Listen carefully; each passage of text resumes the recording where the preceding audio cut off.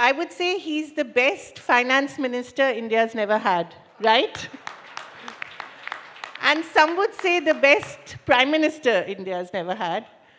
But he's also a huge Hindutva icon. And sometimes I wonder who's a bigger Hindutva icon, you or Mr. Modi? Why is that? Your mic, please. Because I mean what I say. You mean Mr. Modi doesn't mean what... No, he doesn't. In the Ram Temple, he didn't mean what he said. So are you suggesting that you are the one who pursues these issues relentlessly, who means what he says, and who puts his money where his mouth is? See, in the Ram Mandir matter, had I not intervened with my writ petition and elevate the concept of faith, this, till I came into the picture, it was pure property issue. The Sunni Waqf board claiming it is our property, and the Ram Janmabhoomi Nyaya Samiti saying it is our property. And property issues always take a long time. The Allahabad High Court took 26 years. And then they try to fight compromises. I came and said, the faith says that Ram was born there.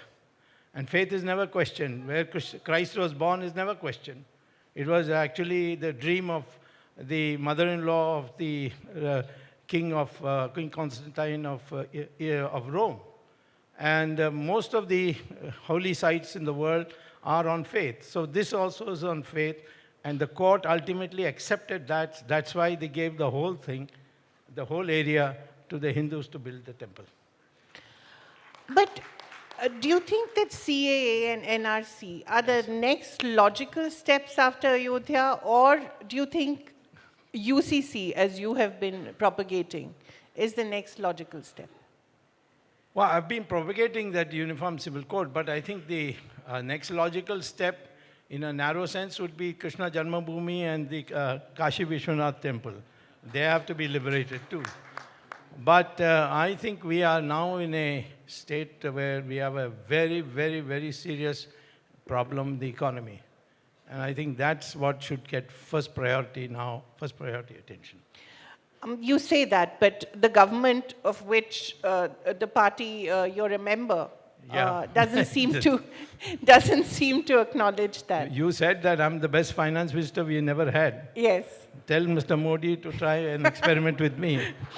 I think you're far closer to him than I am. How often do you meet him, by the way? I meet him often. I keep running into him. Running into him, or do you actually... I don't ask for appointments because I know what he thinks, that he knows what I think. I've known him since 1972. Yes. When he was in the Vidyarthi Parishad, and I had just joined the Jansangh. So I know him very well. He knows me very well. We are very cordial. Whatever letter I write, he acts on it. But my problem is that I'm not only an economist, but I'm also a politician.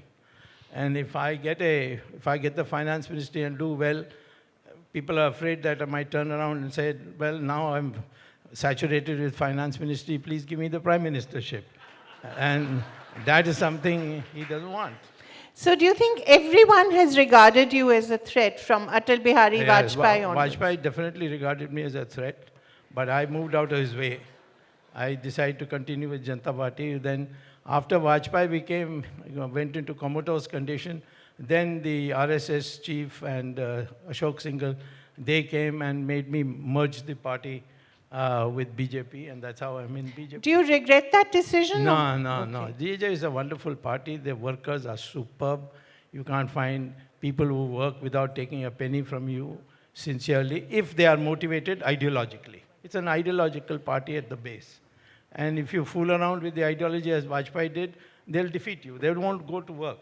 That's why after all the India shining that you press people, deluded Mr. Vajpayee with, he even called an early election. He called 6 months earlier. Yes, he was so convinced. So convinced. But the workers sat at home, said, we won't work. So if you don't have booth agents, you can't win an election. How do you think Mr. Modi came back? Modi came back is essentially because the Congress foolishness in opposing everything Hindutva, see. Is he here or is he gone? Then I can be a little more blunt if he's gone. No, it's all right. You can be blunt anytime. He's a nice guy. He's in the wrong party, though. Some would say that about you.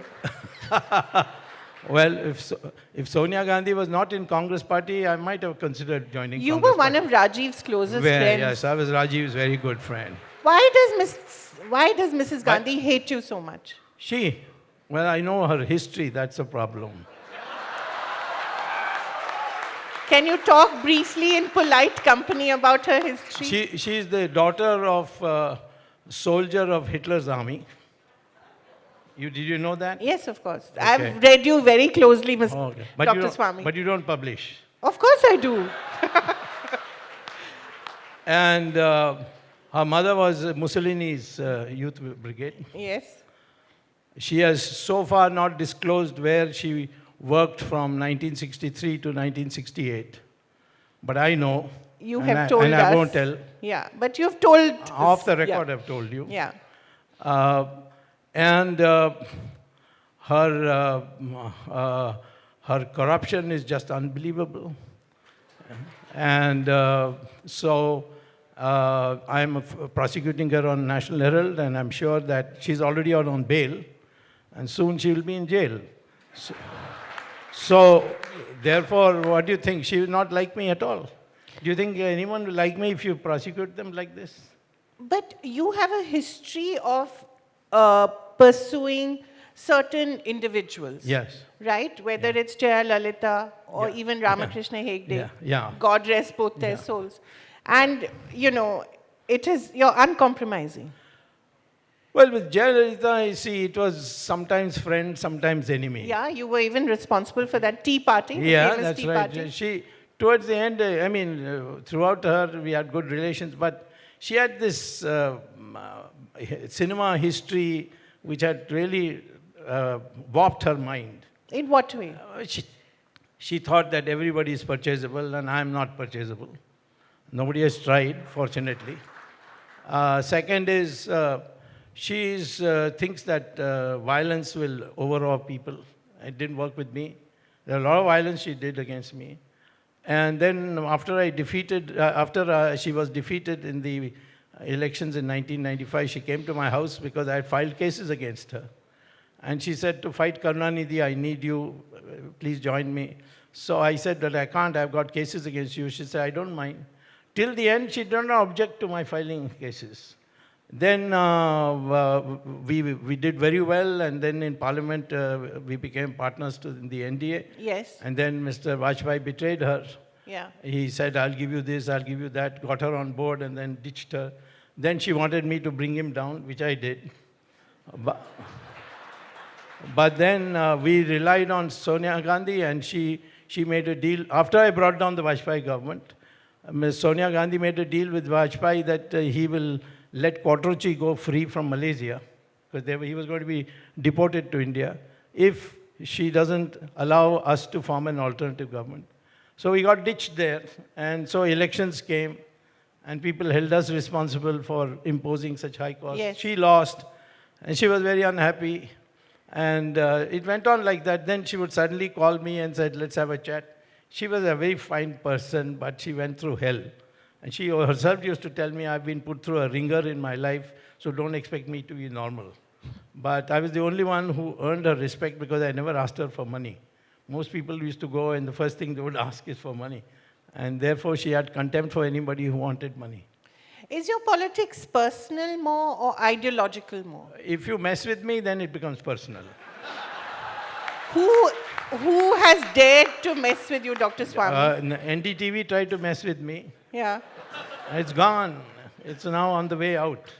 So Times of India also tried to character assassinate me. Now, How did they try to mess? I once went and gave a speech. I'll give you an example. I gave a speech in BHU that Ravan was a Brahmin, and he kidnapped a Kshatriya lady, and so her husband, who was a Kshatriya, killed a Brahmin. But the Brahmins, they never worshipped Ravan, they worshipped Raman. They worship Ram. So Times of India published that Swamy told the BHU audience that Ravan was a Dalit, and that's why he kidnapped a Kshatriya lady. Now, that will enrage people. And the scheduled castes are so sensitive, they'll believe this without even checking. So I naturally filed a defamation case against them, and then they apologized. But they printed the apology in a very small way. See. So and then they've been continuing this kind of these defamatory things they're doing. So I got irritated, and I found that their house is not clean. They have done a lot of corruption, so I'm after them. I think you better find another newspaper. I'm not with Times of India, so Yeah, it's okay. no, I know that. What about NDTV? You're a smart girl, huh? I think highly of you, so don't worry about that. Yes, thank you. What do you think of what did NDTV do to you? Same thing. They will write, they will publicize all. I think they were under the influence of Jaitley. And they didn't God think rest his soul, another person who... Did he have a soul? Ah. I don't think he had a soul for what he did. But anyway, now he's gone. That's not my doing, it is God's doing, so what can I do? But the fact is that he targeted anyone and everyone whom he didn't want in the party. So NDTV was party to that. And all kinds of things used to be said about me. Once I had a quarrel with Harvard on what I wrote. Yes. And they publicized as if I have committed some big crime. In fact, it made that particular war with Harvard made me a hero. And now Harvard students came here. The professor they wanted to address was me. And I had to initiate them on what's going on in the Indian economy. So that kind of partisanship, you see, that is all I'm against. Otherwise, I got my daughter is in journalism. Yes. She's the editor of Hindu. Yes. The paper which nobody can say a BJP man will be very happy with. Similarly, my wife's sister was a resident editor of Indian Express. So I have lots of connections with the media. But the media being a hatchet person or a person who is doing it on behest of somebody who is my political enemy, that's really the pits. And that's where I get very personal. Do you think the media is independent of the government right now? We have a large media. And I know that one paper was writing a lot against him. And suddenly now they're like pussycats. So something must have been discovered about them by Mr. Modi. So now they are meowing all the way. So I don't know, but Hindu definitely is very independent. Okay. And, applause for Hindu. Yeah. And the New Indian Express. Yeah, New Indian Express, except for Gurumurthy's article, everything else is sensible. You don't spare anyone, not even your host. Don't get on my right side. I give as good as I get. That's my motto. But one after the other, the government seems to almost be doing what you've suggested. Yes. Whether it's Article 370 or whether it's Ayodhya, in a That's way, right. the government. Yeah. So, in a way, they're taking away your issues one by one. I don't mind. I mean, Ram Mandir, they ultimately tried to take it away, but ultimately the whole country knows I initiated it. I went there, got a new idea. The judges also praised me. So these are not, it doesn't matter. I want BJP to succeed. It was the original Jansangh that I joined in politics. And Mrs. Gandhi got me thrown out of IIT, you know that. Yes. And today all these people, congressmen, are talking about intolerance and all that. What did they do when they were in power? But you got the IIT to pay your fee, to pay your salary. I went to court and it took me 22 years to get back. I came for one day, rejoined, and then asked my back salary. And it was what, 16 lakh? How much was it? It was, something like that. What did you do with that money, I wonder? My wife took it away. She is a Parsi. They don't allow you. Parsi women will never let you have money.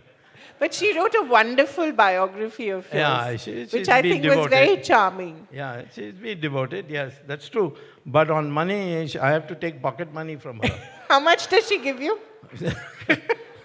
I have to, it depends. If I want 200, she gives quickly. But if I have 2 lakhs, she will ask me why, where are you going to spend it? Are you going to give me a bill for it and all that? But she said, as a consequence, we are well off. We don't need any money from anybody. But you've been in parliament, you've been in public life. You were one of the earliest to take to social media, and you discovered a whole new following, Yeah. right? That, I think, completely transformed you, Yeah. didn't it? Yeah. The social media has made a big difference because Yeah. they combat the media, Yeah. the print media and the visual media. So the isolation that you were in a way, And distortion of image. yeah, Yes. you have been able to Overcome, counter yeah, that. absolutely. And see, what I like about India is, and the young people, they are thirsting for knowledge. Yeah. They are ready to hear anything. Even if I abuse them, they come back to me to ask questions because I educate them. It's a process, and I think this social media has been one of the real reasons why there's been a massive transformation of awareness. Today, the social media has also become very critical of us because of what's happening on the economy. Yes. And they are responsible for Mr. Sarju Rai defeating the chief minister in his own constituency in Jharkhand. Yes. So I think it's a real force, and you can't fool them. And therefore, I think we should be very thankful that we have such a powerful social media. But what would you suggest to Mr. Modi? Were he to make you finance minister, what needs to be done with the economy? See, he has to make me finance minister because he doesn't understand economics. And Ms. Sitaraman? And Ms. Nirmala Sitharaman, less said the better. And there's nobody who, you see, economics is a very strange science. There is no such thing as a straight line answer for anything. Supposing I raise interest rate like that mad fellow from America came, Raghuram Rajan. He went on raising interest rates. He said, well, I want to control inflation. But what was the other consequence? The cost of, capital cost of funding, you see, that went up. So small and medium industries started closing down. If you cut wages today, then the purchasing power also goes down. Yeah. Therefore, demand will go down. That's right. Today, our problem is really the demand problem. But Nirmala Sitharaman goes and gives tax exemptions to the corporate sector. The problem is not the corporate sector. The problem is where the purchasing power is to be spent. And that means putting it. Therefore, the best thing you can do today, which doesn't seem to get through the heads of anybody, is abolish income tax completely. And you'll see the economy will boom. It's such a harassment for income tax. Lower the interest rates for loans from 15% or 12% down to 9%. Raise the interest rate on fixed deposit to 9%. And you'll see the economy will start booming again. And therefore, you see, the fact is that economics is a macro subject, where one sector has an impact on another sector, which has an impact on another sector. That you have to understand. You can't just go to JNU, get a degree, and learn anything, you see. What about jobs? Jobs That's is the a same thing. huge, You have to huge incentivize problem. the people for jobs. You have to have a system where you give skills to people, where you make it easy for people to go to schools which give skills. The ITI originally discovered, it's now lying in ruins, you see. Yeah. So labor should be skilled, and we have the largest young population in the world. The average age of an Indian is only 26 years, whereas the average age of a Chinese is 35. Yeah. Americans 37, Europeans 46, and Japanese 50. The young population, you give them, you find innovations. Innovations drive economic growth, not more capital, more labor. It's really innovations. And therefore, you have to motivate. And innovation means taking risk. And Indians hate to take risk. So you need a psychological change. You know, risk is not bad. Doesn't matter if you fail, try again. That kind of psychology we have to feed them when they're children. And that means the parents have a duty to do that. But all our bright boys are risk averse. And that's why they don't go for innovations. What do you think of the protests against CAA and NRC? Firstly, do you agree with CAA and NRC? Of course, I was the one who was called to. Amit Shah doesn't like to call me to speak in Parliament ever. Why is that? Well, he thinks I can't be controlled. That's the problem. Yeah. He doesn't know what I'll say also. So anyway, I don't mind. But this, on 370, on SPG for Sonia Gandhi and this CAA, I was asked to speak. And it's a very simple thing. This is a legacy which we have completed. The legacy started with the Congress Party. The first resolution of the Working Committee of Congress Party on November 24th, 1947 was precisely this, that those Hindus and Sikhs, they only named two. We have got Buddhists and Parsis and Christians also included. But those Hindus and Sikhs who are coming, they are coming because of religious persecution. They should be given citizenship. That's a Working Committee resolution of Congress of 1947. And then Mahatma Gandhi, just 1 month before his assassination, he said in a prayer meeting, these Hindus and Sikhs must be given citizenship. Then Manmohan Singh, 2003, leader of the opposition, tells Mr. Wadhwani across the aisle, who is Deputy Prime Minister and Home Minister, please do this. This is a gesture you must do. You must give citizenship to these people. Now, all of a sudden, they're all doing somersaults. What for? They haven't even read the bill, or they don't want to read the bill. The bill has nothing to do with Muslims of India.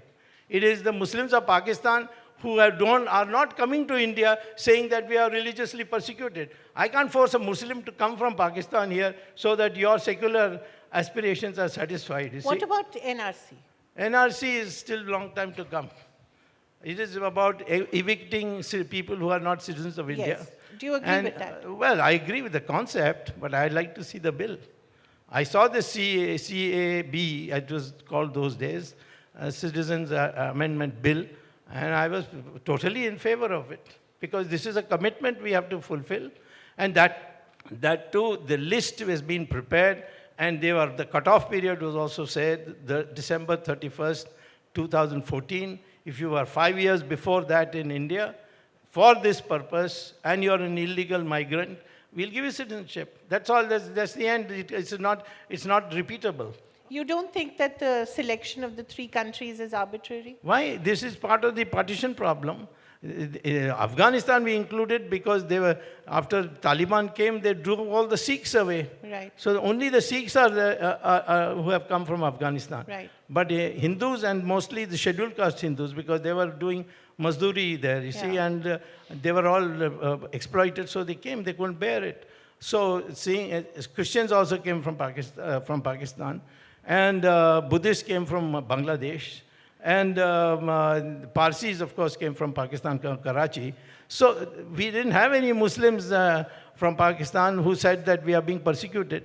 And yes, it's true that Shias could be persecuted, but they go to Iran, they don't come here. The Ahmadiyas go to Bahrain, they don't come here. Even intellectuals who come here, like Tariq Fateh, he has taken citizenship of Canada. And Taslima has taken of Sweden. They don't want to be here next door to Pakistan, they want to go away.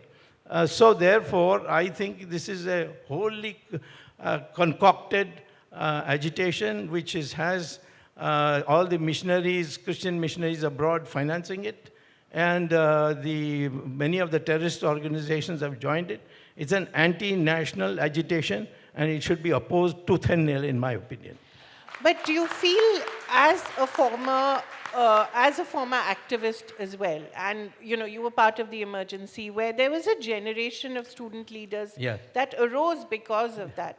So do you feel that students don't really have a right to... They do have a right, but they must understand what they're fighting for.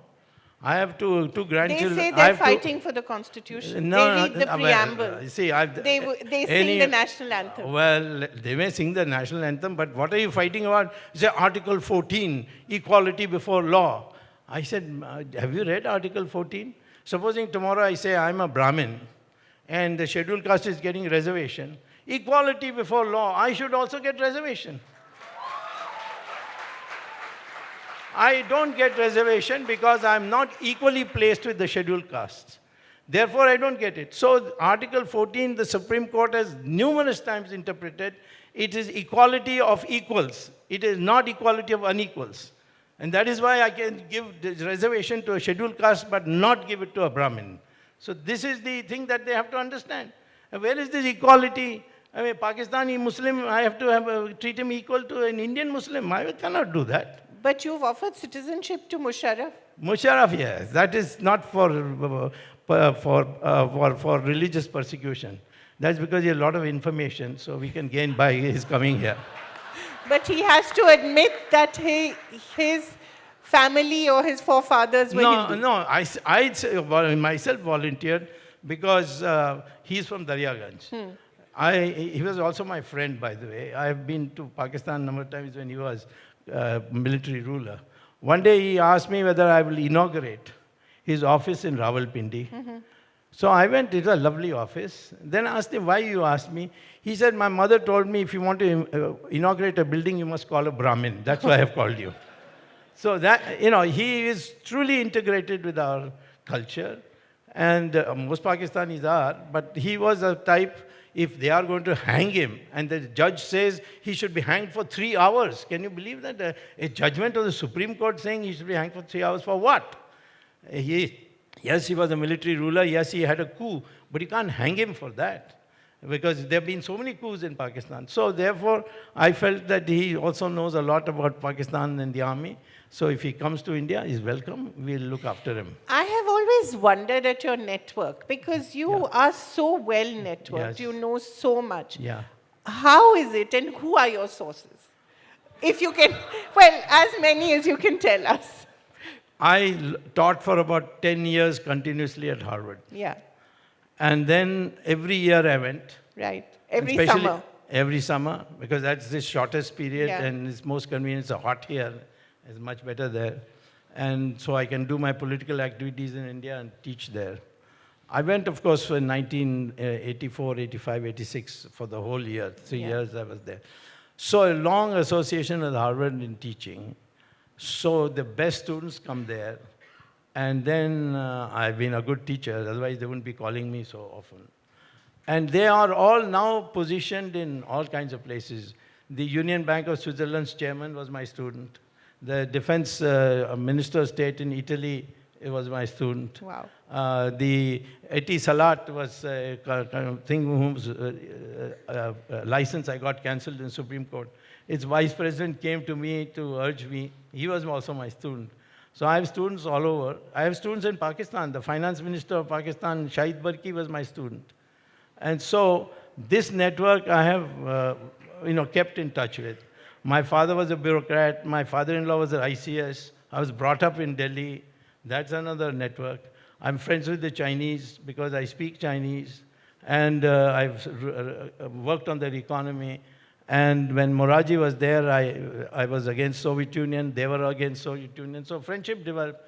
These are Iran. I go to Israel and Iran at the same time. There's no Indian who can do both. Do both. I have done it. So therefore, it's a question of being inclined. If you help people in difficult moments and not expect anything in return, they remain your friends for a long time. And that's how it is. So would you say, in a sense, you're the archetypal Lutyens person, Me? whom this government actually has an antipathy to? No, I'm a Lutyens person whom the Lutyens hate. That is the problem. Because I don't conform to their behavioral thing. What is expected of a Lutyens? Lutyen, he should be anti-Hindu. That's the first thing. And I can't be anti-Hindu. Do you feel this government is anti-intellectual? Or anti-intellect? This government is not anti-intellectual because they crave for the intellectual support. And they have people for dinners and all, people who don't deserve to be called intellectuals. Such as? Come on, you've never shied away from naming names. Such as Shashi Tharoor. Well, he was our guest here yesterday. Well, you know what I've got him on. Yes. Okay. I don't think he likes you So very much. No, not at all. And you stay away a distance from him. Otherwise, his record is not good as far as women are concerned. No, I think I'm safe. Just a last quick question, and then I'll ask Ms. Chawla, would you like to ask something? One question that I wanted to ask you. Yeah. You know, when you put out things like an FIR against Deepika Padukone, is there a slight sense of, sort of creating fear among people? It is something that, do you think about it? No, there's no question of creating fear. You have done something wrong. I have never failed in any of my court cases. Because I don't take up any court case unless... No, in the sense that it's like putting a target on someone's back. No, but you know, that's my job, no? I mean, somebody is corrupt, you steal away the whole National Herald newspaper. I mean, I can't go and saying, oh, no, I can't do that. I'll get a name of vendetta and all that. There's no vendetta here. These are all provable things or disprovable things. And usually my enemies have a whole battery of lawyers. And I'm not a lawyer. I just learnt law. Yeah. And I Your have wife is a lawyer. Yeah, my wife is a lawyer and she's a good teacher too. So therefore, whatever I have done, I've done for the interest of society. Because corruption is the one that has really harmed our society and has raised the cost of capital. So that is why I'm against corruption and I'm fighting. I'll fight it only for that reason. I have nothing personal against anybody. My last question, do you think a Hindu Rashtra is inevitable in India? We are already a Hindu Rashtra. Tell me what is there in the constitution which is not Hindu Rashtra? Banning of cow slaughter? The preamble which says we are a No, sovereign secular... preamble says secular, that was introduced by Mrs. Gandhi. Yeah. But what was there from the beginning is faith. No other constitution has faith in the preamble. But faith can be interpreted in many ways. Of course, so I'm interpreting it my way. What about ban on cow slaughter? That is there in the constitution. Yeah. What about Article 351? It says that Hindi should only use Sanskrit vocabulary. So Sanskrit is there. Uniform Civil Code is also something that the Hindu Rashtra includes. So I don't think there is anything in the constitution I can add, except perhaps to say that only Hindus can be prime minister. That Hindus have never said it. In our entire history, the only king who was not secular was Ashoka. And we consider him a great king. But he was Buddhist. He said only Buddhists can be kings. And so we have never. And furthermore, we say Sarva Dharma Samabhava, which is there in the Constitution also, in the preamble to the Constitution before that, in the Constituent Assembly, which means all religions lead to God. Tell me any other religion in the world which was born outside India, which says that all religions lead to God. Will the Christians ever agree to that? They'll think that you are seized by the devil if you say that you don't believe in Christ. What about the Muslims? Muslims will say you're a kafir if you don't believe in Allah. But we don't say that. And we have got 33 crore gods. We can give you a cafeteria of gods if you like. You see, that means that this Hindu Rashtra is unnecessarily made into something terrible, that there will be an imposition, there will be a uniformity, nothing. Hindu means heterogeneity, the right to do what you want, the right to believe in God and not to believe in God also. You see, Nastika is considered a Hindu.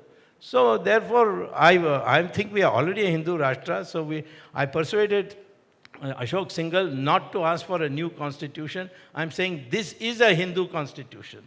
And you don't want anything more than this. My last question, which God do you pray to? Lord Shiva.